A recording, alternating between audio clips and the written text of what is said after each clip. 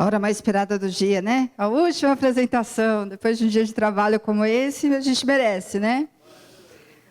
E agora a gente vai falar sobre framework de soluções criptográficas em plataforma única com Ronaldo Esquizaro, que é o diretor comercial da Dynamo Networks.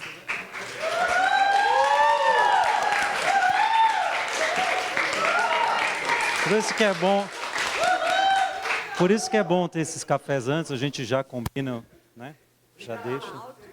A gente já deixa tudo combinado. Muito bom. Me colocou na situação aqui, né, de ficar entre, né, o dia inteiro e o happy hour, né? Então tá tudo bem, a gente vai dar um jeito agora. Mas o intuito aqui é sumarizar um pouco o dia. Obrigado. É sumarizar um pouco o dia e meio que fazer um resumo da nossa vida na Dynamo, né? A gente tem uma brincadeira interna aí, a grande maioria aqui já sabe o que a gente fala na Dynamo, né? Que é assim, ninguém levanta de manhã e quer comprar um HSM, né? Então a gente precisa, de alguma maneira, desmistificar isso, porque o mercado, de uma certa maneira, o que ele faz? Uma palavra meio, não é tão técnica assim, mas o mercado ele chumba a aplicação no HSM. Então, o negócio ali vem tão integrado que muitas vezes é regulado, é obrigatório, e isso, de alguma maneira, cria uma certa aversão ao HSM. Tem casos que, né, às vezes você está numa instalação aqui, o cara está passando pelo rack de servidores, aí o cara para, olha assim, o cara já fala assim, não mexe. Não mexe. Se você mexer, ele desliga. Vai parar o Pix, né? Então, assim, já é, né, aquela apreensão, né? Não mexe, que isso aqui é um equipamento de segurança. Então, fica uma coisa assim muito pesada. E o HSM, a gente também tem um desafio de tirar o benefício que ele pode trazer para a segurança da informação. Né? O Takao, eu vou pegar o exemplo dele porque foi o último, mas eu vou voltando aqui, eu vou lembrar de outros.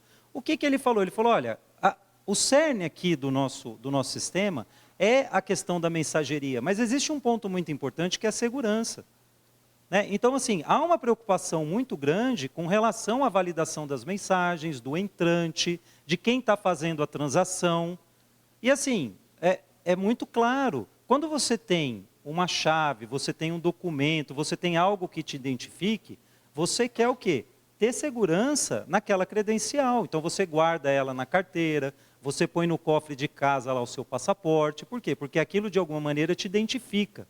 E no mundo digital, o que te identifica? São suas credenciais. No caso aqui de criptografia, é o seu certificado digital, é sua chave privada, né, para ser mais exato no termo técnico. Então, assim, é uma coisa que a gente não pode negligenciar. Eu vou deixar isso gravado em algum lugar, sem ter algum controle. Eu conversei com algumas pessoas aqui, né, durante o evento, e aí a gente falava um pouco de chave e tal, a pessoa, nossa, eu estou pensando lá no meu arquivo, cara. Então, assim, percebe? Putz, agora que eu atentei para esse detalhe. Por quê? Uma das características do equipamento é essa, é você o quê? Você armazenar de forma segura uma chave de criptografia. Ok, essa é uma premissa básica. Né? Ou seja, ele funciona como um cofre digital. Então, eu preciso deixar essa chave armazenada de maneira segura. E esse equipamento, ele é um equipamento que passa por algumas homologações que garantem que uma chave armazenada ali, você fazendo os procedimentos que são pertinentes, qualquer acesso não autorizado, ele é de alguma maneira refutado. Seja ele lógico ou físico. Esse equipamento, se você balançar, por isso que o pessoal brinca, não mexe, né? Porque se você balança, ele pode detectar ali que está tendo algum tipo de invasão. E aí, ele simplesmente trava. E ele vai chamar todos os operadores para fazer toda a inicialização do equipamento. Geralmente, esses equipamentos você precisa dividir a chave principal, que a gente chama aqui de SMVK, em 3, 4 custodiantes, e você obrigar que pelo menos 2 estejam presentes para fazer a inicialização da máquina. Ou seja, você tem que cooptar algumas pessoas para poder fazer algum tipo de fraude física no equipamento ou lógica. Né? Então, essa é uma característica. Mas o equipamento fornece outras funcionalidades de segurança, baseadas, obviamente, na chave, que as aplicações necessitam. Mas que, muitas vezes, por desconhecimento, as pessoas acabam não utilizando. Ah, não, é muito difícil. Ah, não, eu não preciso. Ah, não, não é obrigatório. Percebe? Então, sempre tem isso. E aí, o cara sobe uma aplicação que tem um buraco de segurança, né? Sendo que ele tem tecnologias que são muito próximas dele e que ele poderia utilizar para garantir um nível maior de segurança nas suas aplicações, né? A gente teve hoje, durante o dia, o pessoal aqui das autoridades certificadoras, né, de certificação digital. O Sérgio está aqui com a gente, o Daniel teve, né? O pessoal aqui da GoCake também utiliza o equipamento de uma maneira assim, muito própria para essas finalidades, aonde aquilo é o cerne de segurança. Não que isso não esteja, de alguma maneira, recomendado. Ah, não, você pode imprimir, pode fazer isso por software. Não, ok, mas assim, e se tiver um ataque? E se me roubarem aquela chave? E se roubam uma chave do Pix? Né? Então, essas coisas são muito complicadas. E no caso de outros players, é um pouquinho pior, porque ele não está nem lidando com a chave dele, ele está lidando com a chave de outros. É o que a gente chama aqui que ele faz uma custódia de terceiro. E aí eu vou fazer um gancho com todas as pessoas que falaram hoje aqui de blockchain, de custódia de ativos. Por quê? Porque enquanto uma chave, por exemplo, de criptografia da ICP Brasil, é uma chave que, se tiver um comprometimento, eu vou lá e revogo aquela chave, ou seja, eu evito um dano maior. No caso do criptoativo, não, é o próprio bem. Então, assim, é uma preocupação de nível elevado, quer dizer, como é que eu vou tratar? E aí, quando você olha também algumas instituições, você vai conversando com o pessoal, existe uma outra coisa. Você pega banco, por exemplo, o cara fala assim, cara, onde é que está o dinheiro? Não, está naquele cofre ali, ó. Ah, tá, beleza, então, tá bom. Né? Aí quando você fala assim, bom, o dinheiro agora ele é digital. Aonde está o dinheiro? Não, o dinheiro está lá na, sei lá, está na nuvem lá. Você está louco, cara? O dinheiro está lá, e se alguém pegar aquele negócio e levar embora? Né? Então, são coisas que o pessoal está começando a exercitar. Né? Então, tá bom, então eu preciso pegar essa moeda aí digital, esse ativo, e eu preciso ter um controle mais elaborado. Né? Então, todas essas perguntas, todas essas situações, né? Mas como o HSM? Então, nosso principal objetivo na Dynamo hoje é desmistificar o uso do equipamento, porque ele pode sim servir para N situações que demandam um nível de segurança alto, né? Que as pessoas muitas vezes não têm ainda a noção, né? E aí vem outro problema de segurança, né? Eu preciso chegar para o cara e falar que ele tem um problema, né? E depois que ele entendeu que ele tem um problema, é falar para ele que ele tem uma solução. E essa solução, ela passa por alguns caminhos. E aí os senhores aí, né, o pessoal que é mais técnico, sabe que escovar bit é um negócio complicado, né? Então, e o HSM, como ele é um bicho esquisito, as pessoas têm muito problema em lidar com a tecnologia. Então, assim, o conhecimento técnico ali para lidar com a tecnologia, ele realmente é diferenciado. Então, você precisa tomar muito cuidado nessa implementação. Né? Durante o dia, várias pessoas aqui, a gente comentou, falaram desse apagão, por exemplo, de mão de obra qualificada. Né? O pessoal da UMID, acho que comentou a questão dos testes, né? que você precisa exercitar, né? Porque isso é um exercício diário mesmo, né? De ataque, de prevenção, de tudo mais. E quando você fala de desenvolvimento seguro, ele é mais complicado ainda. Quer dizer, você precisa de um nível, uma capacidade técnica razoavelmente boa para que você interaja e construa soluções que tenham aspectos de segurança, não que é um outro problema, não do cercadinho do cara, né? Não, eu fiz um negócio aqui super seguro. Aí o cara vai embora, e aí? Quem que descobre? O que está acontecendo lá? Aí você tem que atentar para um outro detalhe. Eu preciso me fazer sempre referência aos padrões de mercado. O que o mercado me diz que é bom? Né? Quais são os padrões? Você tem o NIST, você tem o Inmetro, você tem aí uma série de reguladores que falam, olha, utilizem esses padrões. Se você pegar um HSM aí, você vai ver uma sopa de letrinhas, PKCS11, PKCS7, CSR, CSP, você vai pegar uma série de letrinhas que são o quê? São padrões, estándares de indústria que precisam ser utilizados para que você mantenha a compatibilidade entre aplicações e que a segurança sua fique efetivamente o quê? Nas chaves, né? Porque aí o camarada amanhã vai embora e ele construiu um sistema de criptografia tão robusto que ninguém mais consegue. E assim, gente, é sério, a gente vai em determinados lugares, né? Aonde é tenebrosa a situação, porque o cara desenvolveu um negócio, é uma caixa preta e ninguém sabe lidar com aquilo. Por quê? Porque ele não escolheu o padrão de mercado. Então, o nosso desafio na Dynamo, que a gente sempre busca é, óbvio, a gente atende aos padrões, mas a gente sempre procura ser consultivo para que, em determinadas situações, onde a gente vê que o uso do HCM é muito importante, que o pessoal não fique com aquele medo exacerbado de adotar a tecnologia. Né? Por quê? Porque é uma tecnologia que ela efetivamente faz diferença. Eu vou dar um exemplo para vocês aqui, que é interessante porque para a gente é emblemático. Hospital. Assim, hospital usando HSM? Hospital usando HSM. Você fala, mas como hospital usando HSM? O caso lá é o seguinte. Com a transformação digital, eles precisam fazer todo o processo, né, de rollout das aplicações e também dos papéis. Né? Quer dizer, eles querem deixar de imprimir. Né? E aí eles fizeram todo o trabalho de implementar os ERPs, nossa, o sistema funciona, beleza, só que lá na ponta o cara aperta um botão, imprime 30 folhas, o médico vai lá, carimba e assina. Por quê? Porque aquilo tem valor legal. Né? E aí você fala, cara, como é que eu resolvo esse negócio aqui? Bom, então existe uma lei onde ele pode utilizar o certificado digital da ICP Brasil para substituir a assinatura física. Nossa, cara, legal, vamos pôr isso agora. Aí você bate no hospital que ele tem 6, 7 hospitais, 10 mil médicos, não sei quantos mil enfermeiros, um caos. Aí ele fala assim, tá, eu vou dar um tokenzinho, vocês conhecem, né, o certificado digital? Dou um tokenzinho para cada um. Um dia eu fui no hospital, o cara tinha 3 mil encalhado lá. Né? Por quê? É humanamente impossível você gerenciar isso. E quando a gente olhou aquele cenário todo, a gente falou, mas espera aí, cara, o HSM resolve isso. Por quê? Porque a gente criou o conceito de servidor seguro, eu posso gerar certificados hoje pelo ICP Brasil dentro do HSM, que inclusive pode ter validade de até 5 anos, eu facilito muito essa frição do cara todo ano ter que ficar renovando o certificado. A gente gera os certificados dentro do equipamento, integra com as aplicações e no momento que o cara vai assinar, já por trás a própria aplicação, acesso ao HSM, eu faço a identificação do usuário, assina, acabou e vida que segue. Eu não gero impacto na operação. Né? Então foi uma coisa que o HSM acabou resolvendo. Agora a gente passa por outros user cases, as empresas muito preocupadas com a gestão dos certificados. Por quê? Porque um certificado, hoje, ele é utilizado por 380 pessoas dentro da companhia, você não sabe quem está fazendo o quê com o certificado.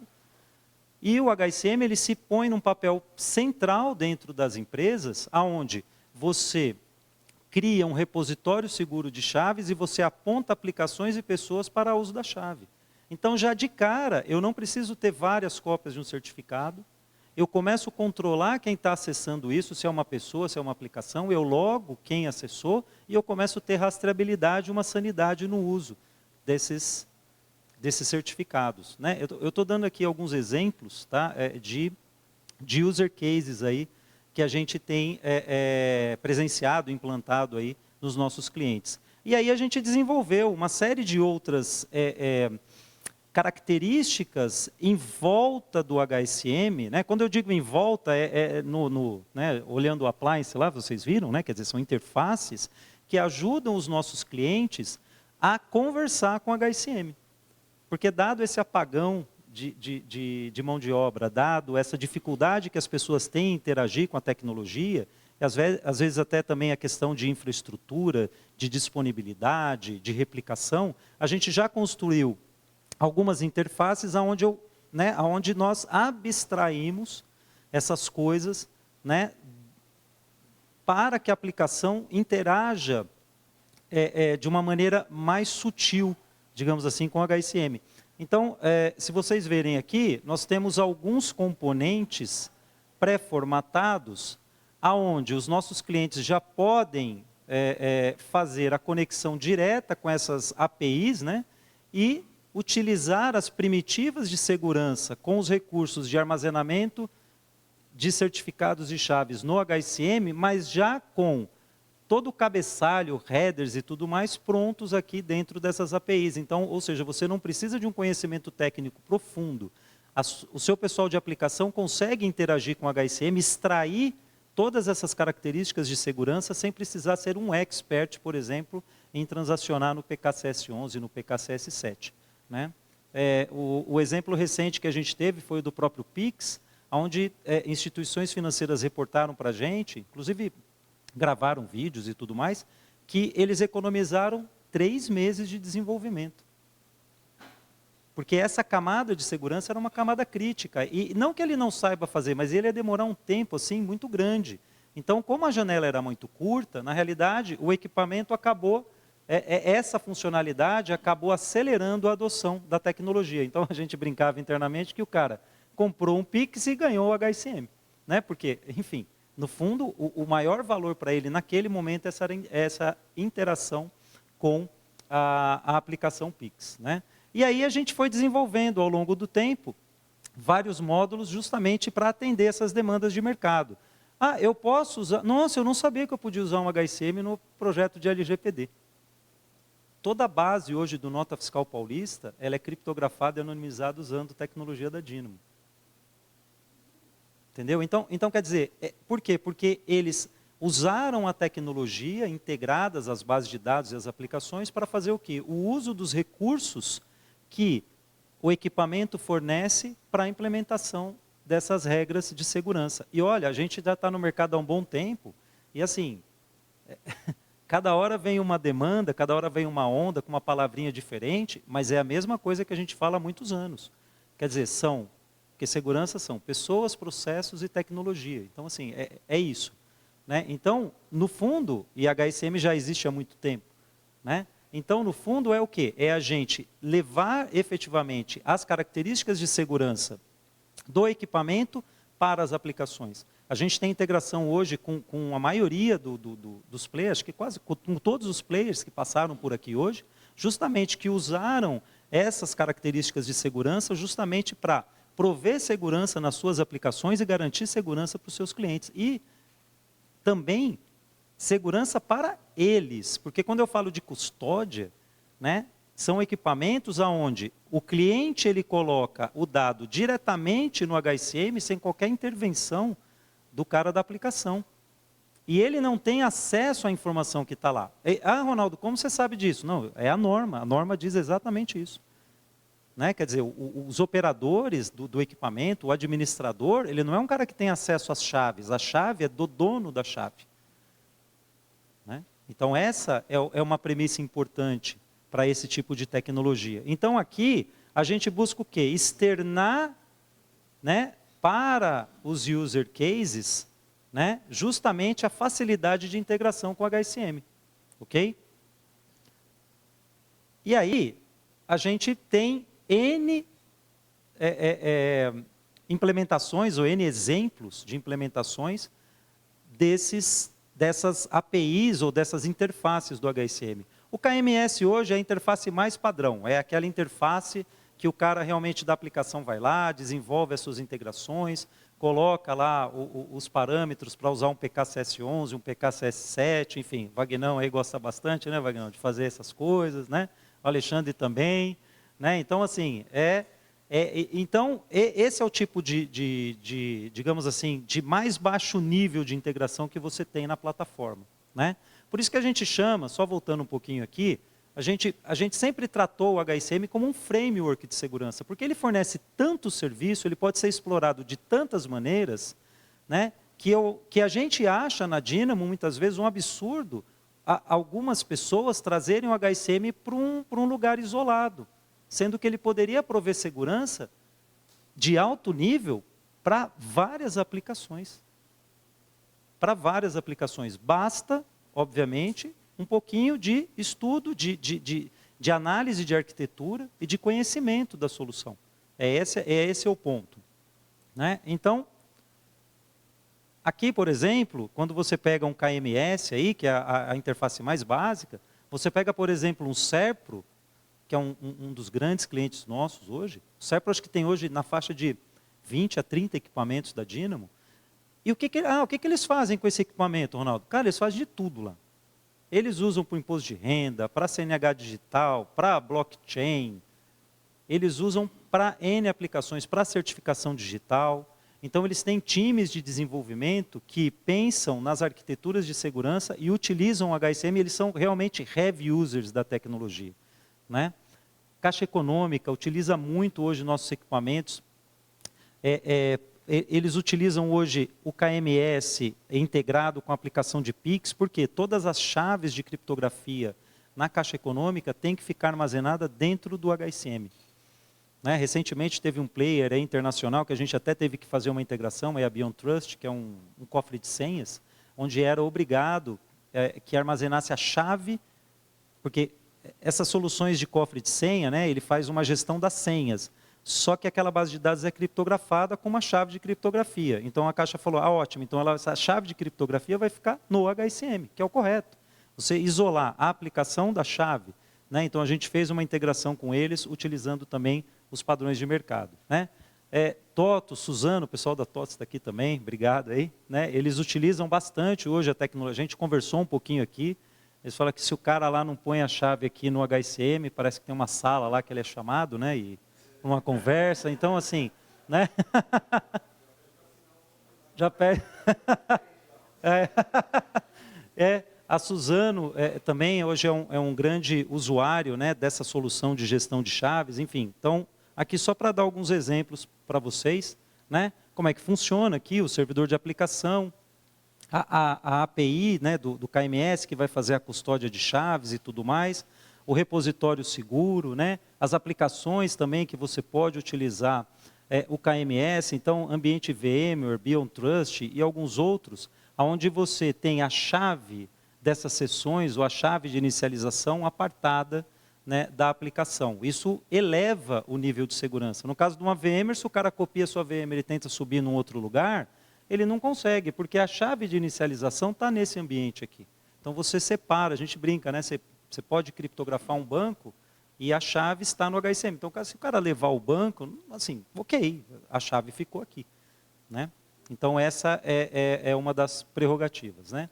Aqui a gente tem também uma outra API, que são APIs de assinatura, são primitivas para que o cara possa usar o equipamento para fazer a assinatura de documento. Então, por exemplo, você pega diplomas, fala, mas diploma, cara?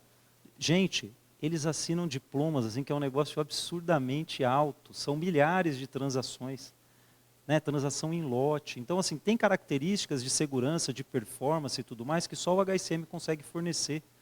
E aqui é interessante porque são certificados, às vezes, de reitores. Aí o cara entrega para a secretária, assim, né? Então, usa aí, né? É um negócio complicado, né? Então, a gente faz a gestão e a custódia dessas chaves também, né? Que comentei com vocês, né, de hospitais e tudo, que utilizam a solução também dentro desse contexto de assinatura de documentos, né? Aqui o mesmo, vocês vão perceber que é muito parecido os modelinhos aqui, né? Eu sempre vou fazer uma chamada para a API, que vai fazer a chamada para o HSM, enfim. Então tem todo um contexto aqui de rotinas e protocolos e tudo mais, né? Não me perguntem muito, né, o nível dos protocolos, que eu não vou saber responder. Muito bem. Também a gente desenvolveu uma outra API, e aí eu acho que é bem legal, porque a gente vai, conforme a demanda dos clientes, do mercado, a gente vai implementando essas características de segurança.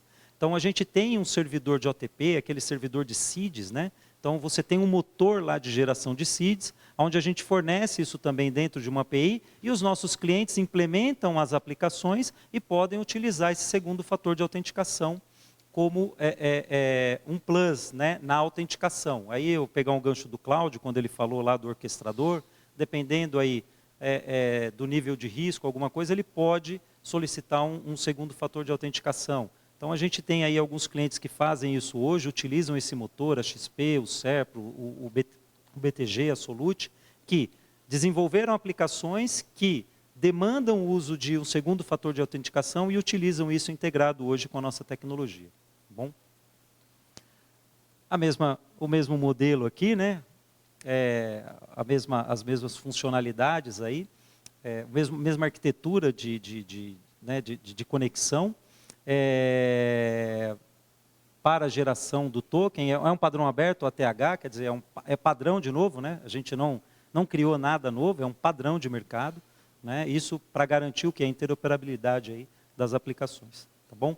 Também a gente falou um pouco, o Alexandre deu o exemplo lá de anonimização, então hoje também nós temos uma API para isso. Então os vendors hoje, os clientes, né, que têm equipes de desenvolvimento, que têm aplicações próprias e querem fazer, tem que aplicar a LGPD, a anonimização ou criptografia de dados, podem utilizar também a plataforma para consumir esse serviço. Falei um pouco da Cefaz de São Paulo, que eu acho que hoje é o nosso maior user case aí de anonimização e criptografia de dados, né, utilizando a plataforma da Dynamo. Opa! Muito bom.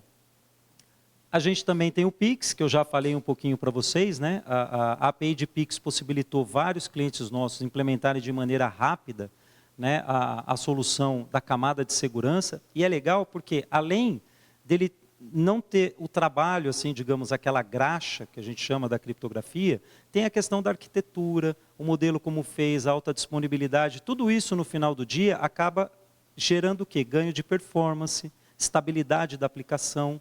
Não é só uma questão de segurança das chaves, mas sim também de arquitetura, de disponibilidade e performance, tá?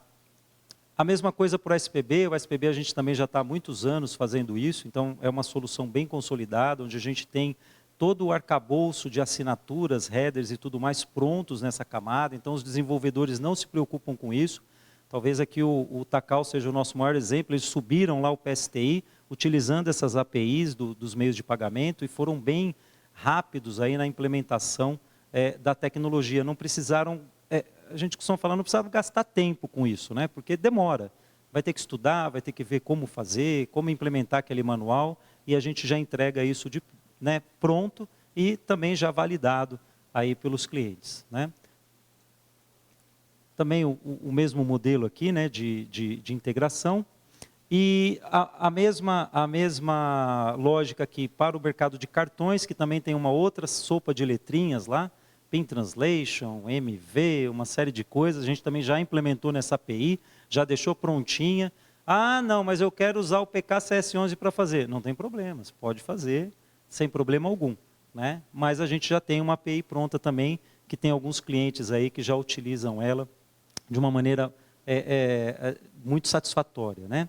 E agora, mais recentemente, a gente também desenvolveu uma API para blockchain, né, que o Jean também já comentou aqui um pouco mais cedo, né, que era justamente essa demanda que a gente via da necessidade de muitas pessoas integrarem, né, conectarem o HSM ou essa parte de segurança às suas aplicações, né? Então, essa API veio para dar essa transparência, essa facilidade de integração, ou seja, você consegue contar com as características de segurança do HSM dentro de um ambiente hoje bem hostil, né? Vamos combinar, né? Porque assim, está todo mundo aí, né, nessa euforia, mas a gente já percebeu que o modelo é muito parecido com o que a gente já fez no Pix, já fez no SPB, né? Então, isso realmente trouxe aí um ganho de escala bem interessante. A gente já tem características nos nossos equipamentos de replicação, de alta disponibilidade, que a gente já suporta aí há muitos anos, que a gente vai levar isso como benefício e transferir tudo isso para essa nova plataforma que está surgindo com o Drex, né? Então, tanto a parte transacional quanto a parte de custódia aí são objetos aí dessa API de blockchain. A parte de custódia é bem crítica, né, por essa questão do valor efetivo do token. Então, ter um lugar seguro, onde eu sei onde está, que eu vou lá e pego, não, está aqui, o meu token está aqui, né? Porque a gente vê, o que a gente mais vê hoje no mercado o cara perdeu o Bitcoin, estava no driver lá, perdeu, né? Se foi para o lixo lá o pendrive dele, perdeu, né? Então, é crítico esse negócio, é dinheiro, né? Então, a gente vê que o HSM, ele realmente é uma peça importante desse arcabouço.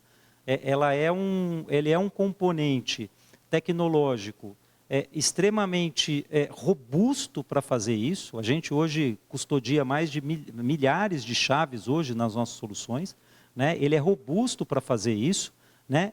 é pertinente para esse projeto, mas muitas vezes a gente vê essa questão ainda, né, do desconhecimento, né, daquele negócio do cara, não, eu acho que isso não serve para essa determinada aplicação, vamos usar um software aqui. Gente, de novo, nada contra software, assim. A gente só está falando de modelos de implementação. Quando você fala de dinheiro, você fala de segurança, realmente o equipamento ele pode fornecer níveis elevados de segurança. Então, isso dentro da cadeia de risco aí das empresas é uma coisa que tem que ser apontada e tem que ser pesado bem. Sei que está todo mundo aí em algumas fases, né, diferentes fases aí de projetos, a gente tem acompanhado algumas coisas, mas o recado aqui é que a gente tem tecnologia, tem experiência já de longa data para fornecer o que tem de melhor em segurança para as aplicações. Né? E aqui, esse slide aqui você colocou, né? Eu não lembro de ter colocado isso aqui, né? Tá puxando aqui, ó. Né? Aqui os detalhes da solução aqui de integração com blockchain, né? E é legal esse gancho aqui porque a gente tem tanto a implementação on-premises quanto uma implementação em cloud. Mas é interessante quando você fala de cloud de HSM, é muito engraçado, porque a gente falava assim, não, você quer uma solução em cloud? Eu quero, mas eu quero a minha. Como assim? Não, eu quero a minha cloud, eu quero o meu HSM. Né? Então, a gente montou um conceito na Dynamo de cloud privada, e está na Equinix, né? Quer dizer que é um ponto comum aí de conexão com as nuvens. Né? Então, a gente cria ambientes privados para que o cliente possa usar o serviço. Né? O benefício da cloud, né? Dentro de uma arquitetura que ele entende que é uma arquitetura segura para ele. Ele quer o farm de HSMs dele. Então, hoje é possível a gente fazer isso com os nossos clientes, né, que é a Private, que é 100% dedicado. A gente tem a Go, que são farms de equipamentos compartilhados, né, então tem várias aplicações rodando, lá várias aplicações diferentes rodando, e a gente tem um sandbox, que é bem legal também, que é um ambiente de homologação e desenvolvimento. Às vezes os clientes precisam, não quer investir em mais uma máquina, às vezes ele tem um ambiente on-premises, mas quer um ambiente só para fazer teste e homologação, então é um ambiente bem bacana aí, que ele consegue fazer uma assinatura. E obviamente a gente tem um on-premises, a gente sabe que tem vários clientes que falam, não, eu gosto da nuvem, mas põe equipamento aqui no meu data center, tá bom. A gente coloca sem problema nenhum, tá bom? E a gente gosta muito dessa frase também, né? Se toda segurança falhar e vai falhar, né? Porque assim, não tem jeito, a única coisa que sobra lá no final do dia é a criptografia. Desde que a chave esteja no HSM. Tá bom? Gente, é esse o recado. Eu queria, de alguma maneira, resumir um pouco de tudo que a gente falou no evento. Né? As tecnologias estão vindo, são disruptivas. Assim, a gente tem acompanhado bastante isso, e o recado aqui, né, é que a gente tem tecnologia de segurança para suportar tudo isso. A gente tem cases já implementados, a gente tem assim, experiência nisso, os parceiros que estão aqui, né, todo mundo que acompanha, os clientes que estão aqui com a gente, já tem uma experiência nisso, ou seja, a gente não deve nada para ninguém, a gente consegue implementar bons cases. As perguntas hoje aqui foram de alto nível. Pelo amor de Deus, Marcelo, não me pergunta nada hoje, porque assim... Né? Então, assim, as perguntas foram de alto nível. Olha lá, ó, tá vendo? Que horas é o happy hour, né? Que é agora aqui. Né? Eu sei disso, vou terminar aqui. Ó. Né? Que a gente tem tecnologia e que desmistifique essa questão do uso do HSM como um equipamento, digamos assim, isolado do ecossistema. Não, ele é um equipamento que tem que estar... Não o equipamento, a tecnologia tem que estar no meio das discussões. Tá bom? Ó, quem vai responder é o Jean, tá? Eu só... Faltou colocar lá também se a criptografia for pós-quântica, né? Também, né? Bom. Eu tenho 3 perguntas. A primeira eu acho que é bem fácil para vocês, é mais um desconhecimento meu mesmo com relação ao HSM, arquiteturas, né? Minha primeira dúvida é o seguinte, né? Vamos supor que eu tenho uma chave, eu entendo que a chave ela não pode estar associada a um único HSM por questão de redundância e contingência, né? Então eu entendo que dá para criar um cluster de HSMs que rodam que possuem aquela chave, né? É simplesmente uma questão da inoculação daquela chave ali em vários HSMs e você forma um cluster. É, tá bom. Tá, essa era a pergunta fácil mesmo. Não, mas esse ponto é importante, porque quando você sobe uma farm de HSM, você inicializa o HSM com o jogo de cartões. Aquela que a gente chama da Master SMVK. Né? Então, você cria ela, né, em todos os HSMs da farm. Então, eles se falam entre si. Isso garante, inclusive, o seguinte, você tirou um da farm, colocou outro, inicializou ele com a mesma chave, automaticamente na nossa tecnologia ele já faz o sincronismo dessas chaves. Né? Se você tirou um backup, armazenou o backup num servidor, você só consegue subir aquele backup num HSM inicializado por aquele jogo de chaves.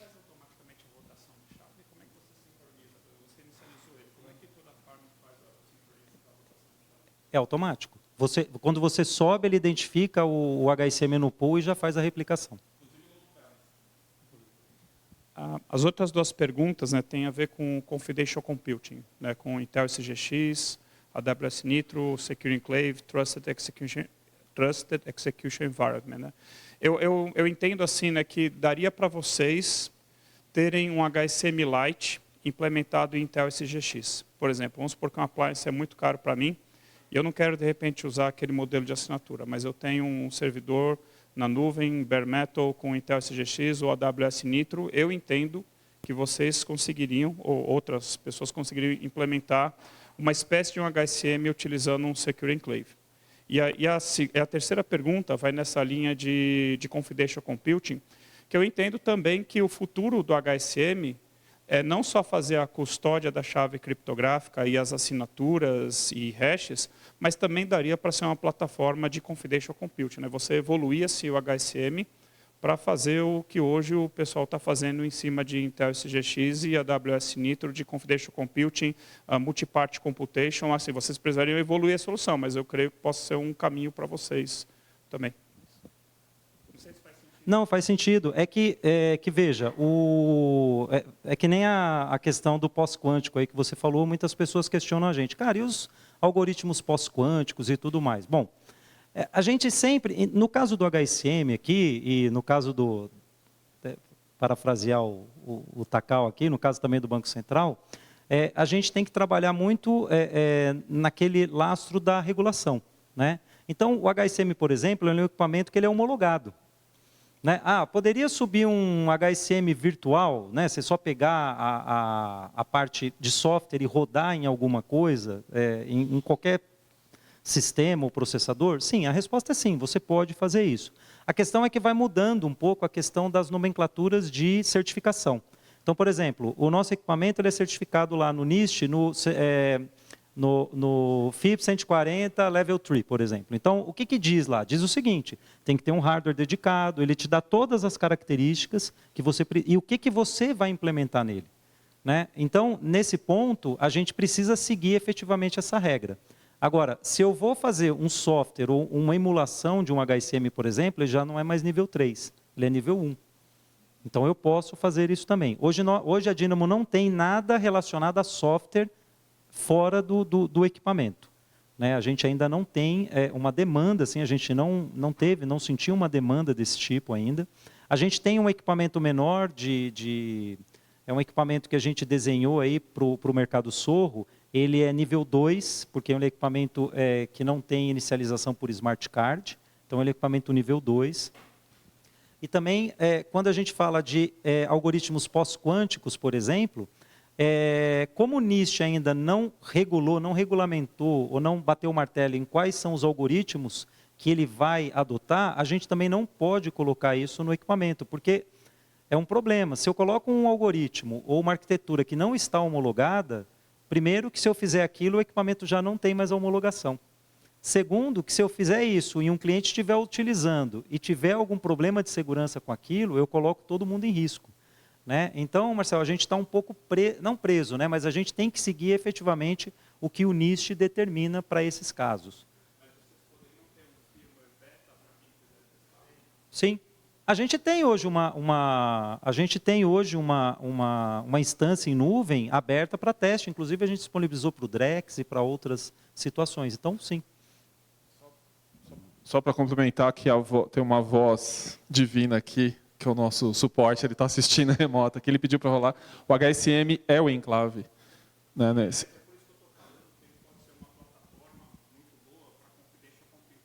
Legal. Para o nosso ouvir também.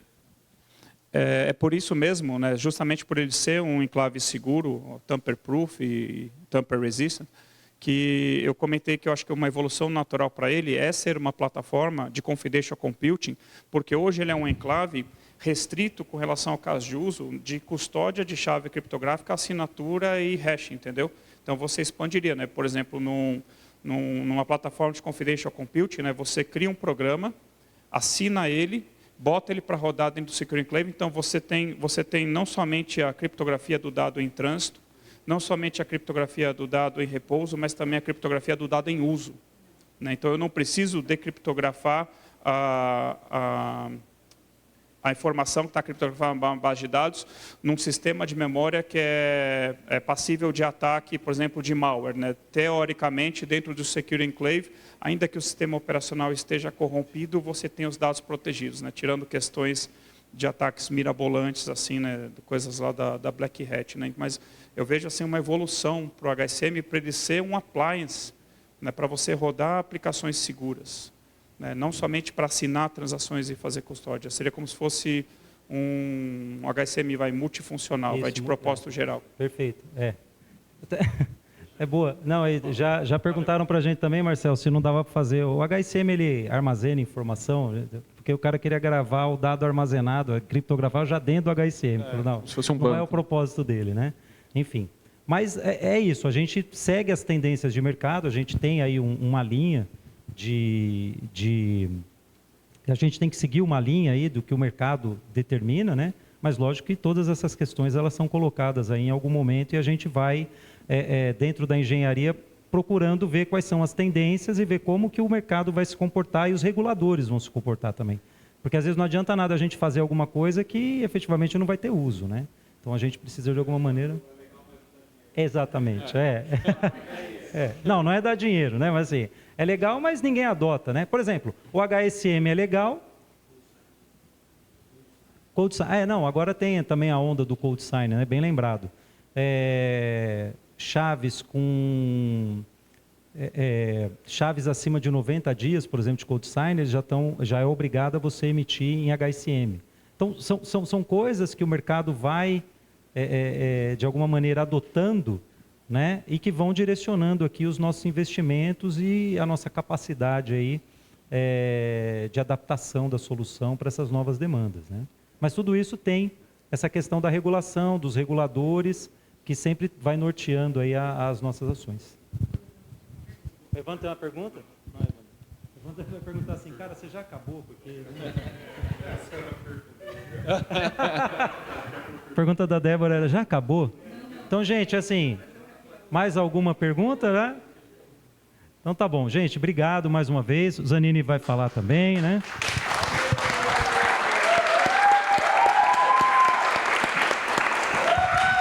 Obrigado, gente, obrigado. Pois só pegar o cachê lá na saída. Boa, eu não vou ser quem vai ficar entre o Ronaldo e o Happy Hour, tá? Eu só peguei o microfone para agradecer todo mundo. Foi denso o dia, né? Começamos às 9 da manhã, são 6h15 da tarde. Fomos do Drex à LGPD, enfim, né? Muito conteúdo. A ideia era essa mesmo, a ideia era que a gente conseguisse concentrar num dia o maior número de tópicos possíveis para aproveitar que todo mundo teve que abandonar a empresa, vir para cá, sentar um pouco, ouvir. Acho que o conteúdo foi rico, tinha gente que, em geral, sabia muito bem o que estava falando. Então, essa era a intenção, né? Quero agradecer, então, a todos que vieram. Muito obrigado pelo tempo de vocês, muito obrigado por por participar, enfim, tornar mais rico isso. Quero agradecer aos nossos parceiros aqui, a Parfim, o Veriato, já foi. Obrigado. A Bitfy, BWS, o Lucas, a DuxSign, o Norbert, a Media, o Davi, GoK, Takao, obrigado. O seu Décio, muito obrigado. Oracle, a Luana, que nos cedeu espaço aqui, gentilmente, né? Sempre nos apoia. E a Transmitir, meu amigo Bonassa, muito obrigado pelo apoio, né? Ajudar a gente a tornar isso aqui possível. Acho que agora, né? Não é hora? É hora então. Pessoal, vocês estão convidados aí, a gente vai ter um pequeno happy hour, nada que vai muito longe, que vai comprometer ninguém para ficar fora de casa, né? Minha esposa me perguntou aqui, que hora você volta? Eu falei, 00:30. Ela, tudo isso? Eu, não, 8:30, estou brincando. Então, enfim, é isso, tá? Muito obrigado.